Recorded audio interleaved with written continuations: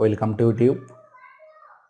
Today I discuss about mathematics for competitive exams like UPSC, Rail, Bank, PSC, WBCS and many more exams.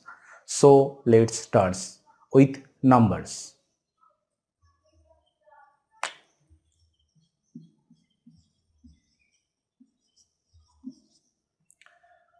तो सबसे पहले हम लोग जानेंगे ये नंबर जो है वो क्या होता है, किसको हम नंबर कहेंगे।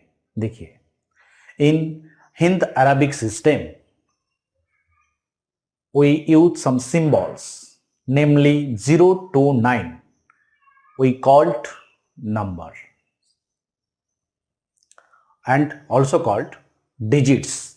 Number a group of digits. In Hind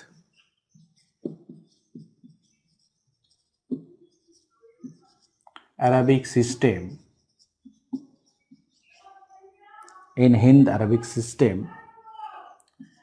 we use some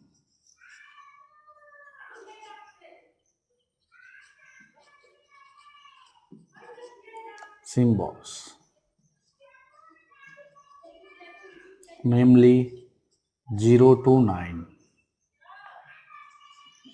which are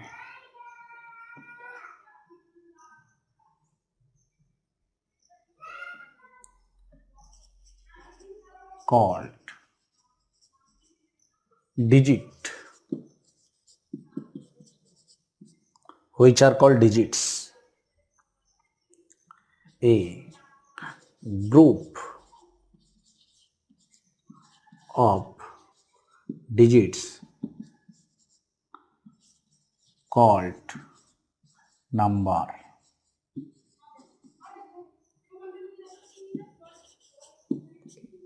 ऐसे क्या? देखिए, मैंने लिखा 25, 32, 70, 103. These are called numbers. इसको हम क्या कहते हैं? नंबर कहते हैं. तो इसके बाद आप लोगों सभी को समझ में आया कि हम डिजिट किसको कहते हैं, नंबर किसको कहते हैं. ये देखिए, अगर मैं 25 का बात करूं, ये 2 है, ये एक डिजिट है, 5 एक डिजिट है. ये दोनों को मिला के क्या लिखा मैंने? 25. ये एक नंबर है. अगर जब एक है, सिर्फ एक, उसको मैं कह रहा हूं digit. A group of digit called number. इसके बाद क्या आता है? देखिए, आप सभी लोग ये ध्यान से देख लीजिए. इसके बाद हम आएंगे वैल्यू के बारे में. तो जब हम लोग ये पढ़ाई करेंगे तो देखेंगे दो तरफ की वैल्यू होता है. एक तो होता है फेस वैल्यू और एक होता है प्लेस वैल्यू. फेस वैल्यू हम किसको कहते हैं और प्लेस वैल्यू हम किसको कहते हैं, वो पहले हम जानेंगे.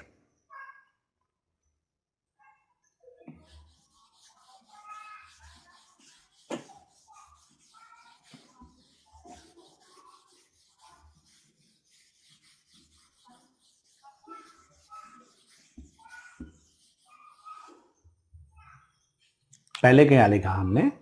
Face value.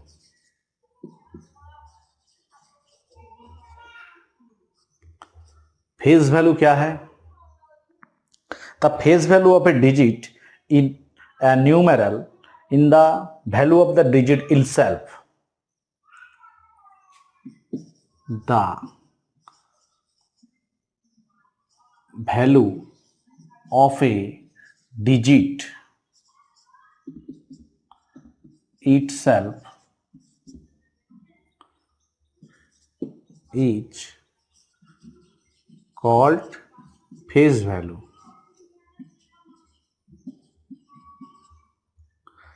उसके बाद क्या है? Place value.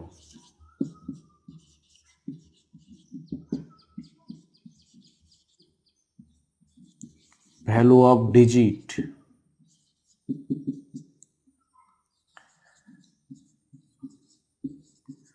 depends on their position is called place value.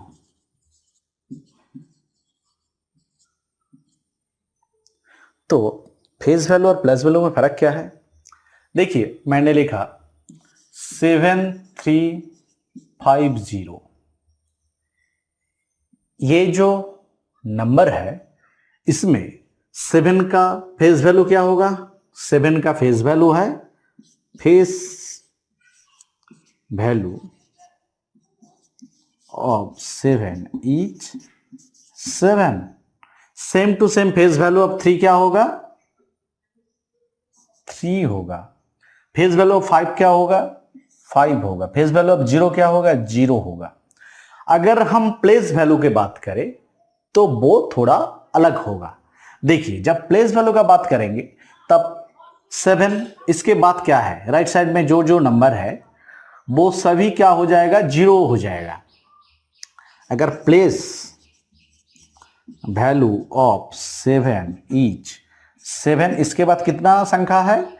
1 2 3, तो मुझे क्या लिखना है? 3 0 लगाना है. अगर हम प्लेस वैल्यू ऑफ 3 का बात करें तो क्या करना है? देखिए, 3 यहां पर है, उसके बाद 1 2 संख्या है, तो हम लिखेंगे 3 0 0. ये हो गया मेरा 3 का प्लेस वैल्यू. अगर हम 5 के प्लेस वैल्यू का बात करें तो क्या लिखेंगे हम? 5 0. अगर 0 का प्लेस वैल्यू का हम बात करें तो क्या लिखेंगे? 0. ऐसे होता है हमारा फेस वैल्यू और प्लेस वैल्यू. तो अब सभी को समझ में आ गया हम लोग कैसे फेस वैल्यू और प्लेस वैल्यू को निकल सकते हैं. जिसको भी दिक्कत है वो कमेंट में बताइए, मैं फिर से उसको रिपीट कर दूंगा. लेकिन आप लोग को क्या करना है? सब कुछ ध्यान से देखना है और सीखना है.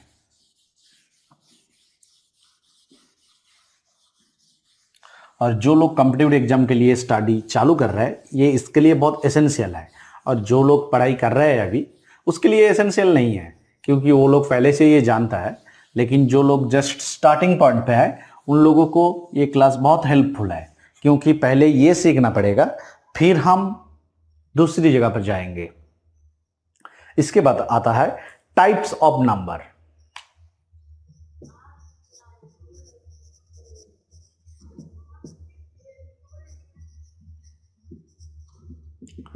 नंबर किस तरह की होता है ये हम जानेंगे. तो पहले जानेंगे क्या है नेचुरल नंबर. नेचुरल नंबर क्या होता है? पहले क्या जानेंगे? Natural.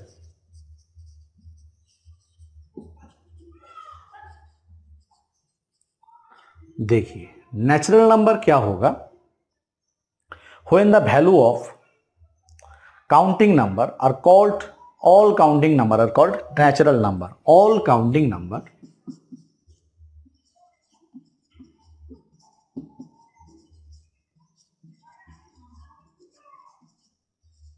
are called natural number.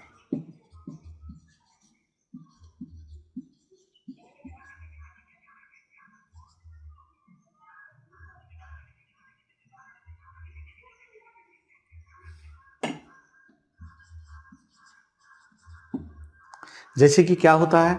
1 2 3 4 5 6 ऐसे. ये क्या हो गया? Natural number. जब हम 1 से चालू करके लिख जाते हैं, ये सब हमारा जो हम काउंटिंग करते हैं इसमें लग जाता है. इसको हम कहते हैं क्या? Natural number. इसके बाद क्या होगा? Whole number.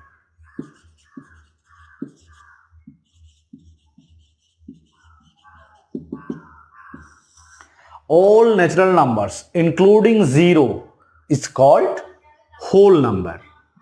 All natural number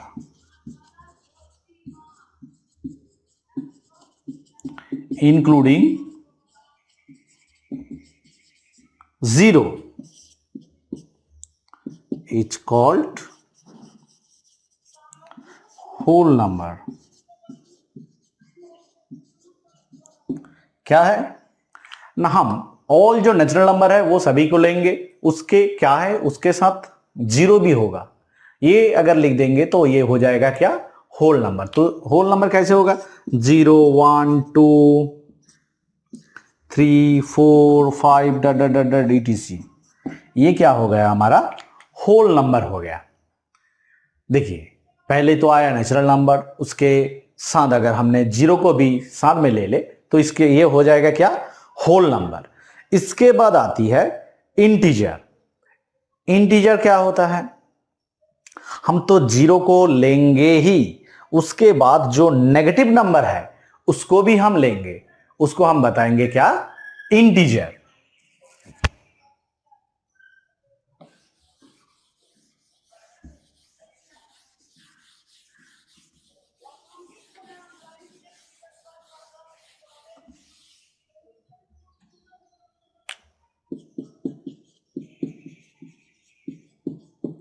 देखिए ऑल होल नंबर 0 1 2 3 ऐसे डॉट डॉट डॉट चलते रहेगा।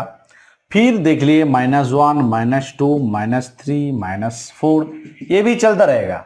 अगर ये हम बोलेंगे तो हम किसके बात कर रहे हैं, इंटीजर का। इंटीजर का मतलब क्या है, जो होल नंबर है वो भी हमारे साथ रहेगा और उसके जो नेगेटिव पार्ट है वो भी रहेगा, तो हम उसको क्या कहेंगे, इंटीजर कहेंगे। फिर आता है ऑड नंबर और इवन नंबर। मान लीजिए हमने कुछ संख्या लिख लिया, तो पहले हम इसको डेफिनेशन पे आता है, फिर हम एग्जाम्पल की बात करेंगे। क्या है, इवन नंबर।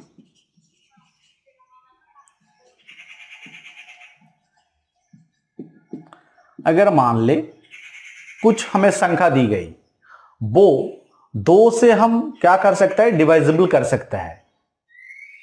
अगर वो डिवाइजिबल है दो से तो क्या हो जाएगा, वो इवन नंबर। अगर दो से डिवाइजिबल नहीं होगा तो हम उसको क्या कहेंगे, odd number. If a number is divisible by 2, then it is called even number।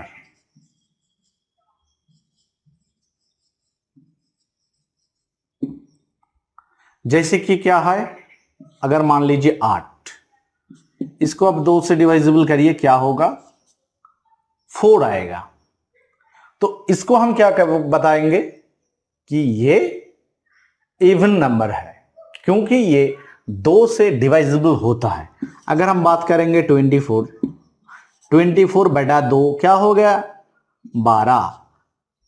24 बटा 2 क्या हो गया, 12।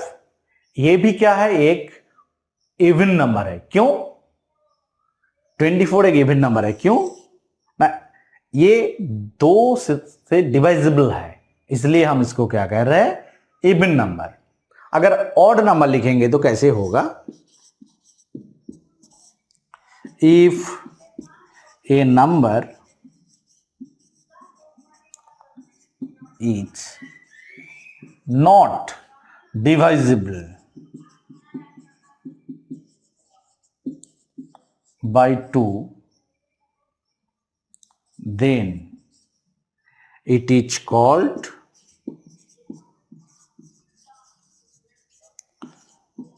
odd numbers। ऑड नंबर, जैसे कि आप मान लीजिए मैंने इधर लिख दिया 25 बटा 2, क्या होगा, ये डिवाइजिबल नहीं है क्योंकि इसमें फ्रैक्शन आ जाता है। इसको अगर इंटीजर नहीं मिलता है तो क्या होगा, फ्रैक्शन आ जाता है, तो हम इसको क्या कहेंगे, ये ऑड नंबर है। ओके, ये क्या है, ऑड नंबर होगा। समझ में आएगा, ये क्या होगा, अगर हम बात करेंगे तो 12.5 पर 12 ऐसे लिखते हैं। ये देखिए ये जो है फ्रैक्शन पार्ट आ गया, इसलिए हम इसको ऑड नंबर बोलेंगे। यह है क्या, ऑड नंबर और ये है क्या, इवन। ठीक है, तो अब ऐसे लगता है आप लोगों को ऑड नंबर और इवन नंबर समझ में आ गया। ऑड जो होता है वो 2 से डिवाइजिबल नहीं होगा कंप्लीटली, फ्रैक्शन पार्ट आ जाएगा।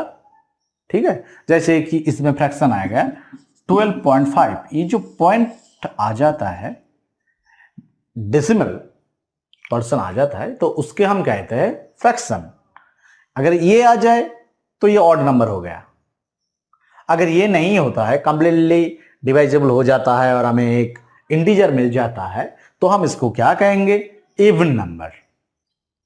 ओके, तो फिर हम दूसरी जगह चलते हैं।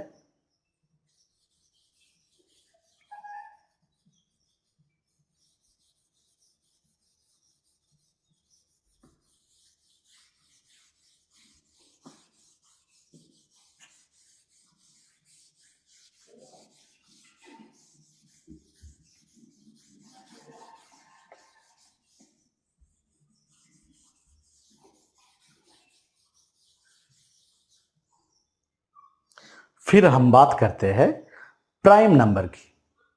देखिए, प्राइम नंबर क्या होता है ना, मान लीजिए कोई ऐसे संख्या है जो 1 से बड़ा है, लेकिन उनका सिर्फ 2 ही फैक्टर है, 1 और वो संख्या खुद, तो उसको हम कहेंगे प्राइम नंबर। ये क्या है, सिर्फ 1 से डिवाइजेबल होता है और खुद जो संख्या है उससे ही डिवाइजेबल होता है और किसी से डिवाइजेबल नहीं होता है, तो इसको हम कहते हैं प्राइम नंबर। प्राइम नंबर क्या है,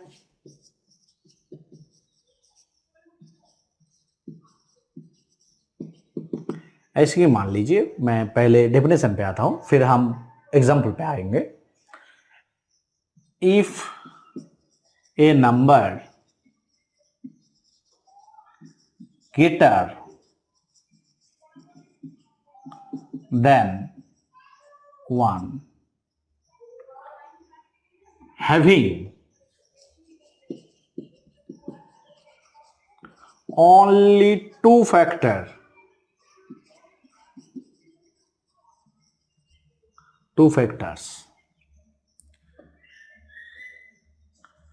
like 1 and this number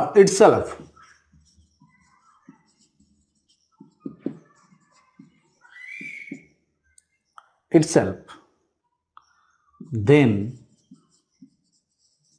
the number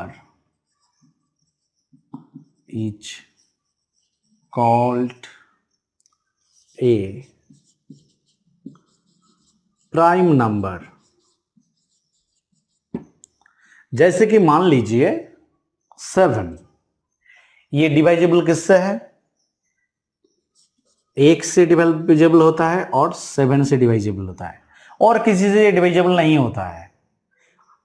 मतलब क्या है, 7 का मुझे 2 फैक्टर मिलेगा, एक तो मिलेगा 1 और एक मिलेगा 7, तो हम ये 7 को क्या कहेंगे, ये प्राइम नंबर है। अगर हम 6 का बात करें तो ये क्या मिलेगा, 1 मिलेगा, 2 मिलेगा, 3 मिलेगा, फिर 6 मिलेगा। तो इसमें देखिए, इसमें 4 फैक्टर मुझे मिल गया, लेकिन मिलना चाहिए था कितने, सिर्फ 2। अगर सिर्फ 1 मिलता या 6 मिलता, ये दोनों मिलता, तो हम इसको कह देते प्राइम नंबर। लेकिन यहां पर ये दोनों को छोड़ के भी दूसरी फैक्टर आ गए, तो इसको हम क्या कहेंगे, इसको हम प्राइम नंबर नहीं बोल सकते, ये प्राइम नंबर नहीं है और ये प्राइम नंबर है। अगर हम प्राइम नंबर को लिखने का कोशिश करेंगे तो क्या मिलेगा हमें, प्राइम नंबर देखिए, मैं 50 तक प्राइम नंबर आप लोगों को लिख देता हूं और उसके आगे जो प्राइम नंबर है वो अब खुद ही समझ में आ जाएगा आप लोगों को। पहले क्या है, 2 है, फिर है 3, फिर उसके बाद 5, 7, उसके बाद 11, 13, उसके बाद 17, 19, 23, 29, 31, उसके बाद आता है 37, 41, 43, 47, ऐसे चलता रहेगा। बहुत कुछ है, मैंने इतने नहीं लिखा, सिर्फ इतना ही लिखा, ठीक है। क्योंकि हमें कुछ कुछ जब कंप्यूटर एग्जाम की मैथ करने जाएंगे तो देखिए उधर आएगा, अब 1 से 30 तक कितनी प्राइम नंबर है उनको आप सम बताइए। तो ये तब हेल्पफुल रहेगा, हम यहां से इतनी तक नंबर जो है जोड़ लेंगे और हम सिर्फ आंसर ही बता देंगे, ऐसे आता है। तो इसके लिए मुझे क्या करना है, जो जो प्राइम नंबर है उसको मुझे जान लेना जरूरी है। अगर हम प्राइम नंबर क्या है हम ये जान जाएंगे तो हम वो वाला मैथ बहुत आसानी से कर पाएंगे। मैं सभी को एक बात ही बताता हूं, देखिए मैं एकदम शुरू से पढ़ाई चालू किया, जैसे कि आप सभी को समझ में आए। आप कुछ कुछ लोग सोचेंगे भाई हम तो ये नंबर वगैरह सब कुछ जानता है, हमें ये सुन के फायदा क्या होगा। ऐसे नहीं है, अगर ये चीज आप अच्छे से जान लेंगे तो आपको आगे जाके बहुत फायदा मिलेगा। अब हमें समझ में नहीं आएगा कि हम ये लेक्चर सुन रहे हैं, देख रहे हैं, इसे बहुत मजा नहीं आ रहा है क्योंकि बहुत वाला डेफिनेशन है, कुछ भी नहीं। कॉम्पिटिटिव एग्जाम में तो ये डेफिनेशन नहीं आता है, तो हमें क्या फायदा होगा इसके पढ़ के। फायदा हमें अभी पता नहीं चलेगा, फायदा हमें बाद में पता चल जाएगा। जब हम दूसरी चैप्टर को मैथ करवाएंगे तब हम बोलेंगे कि ये इंटीजर है, ये डेसिमल प्लेसेस है, ये ऑड नंबर है, ये इवन नंबर है, ये प्राइम नंबर है। तब हमें पता चलेगा, जो हमने पिछले जो सेशन किए थे ना वो बहुत बढ़िया काम की था, ठीक है ना। तो चलिए उसके बाद क्या है वो चालू करते हैं।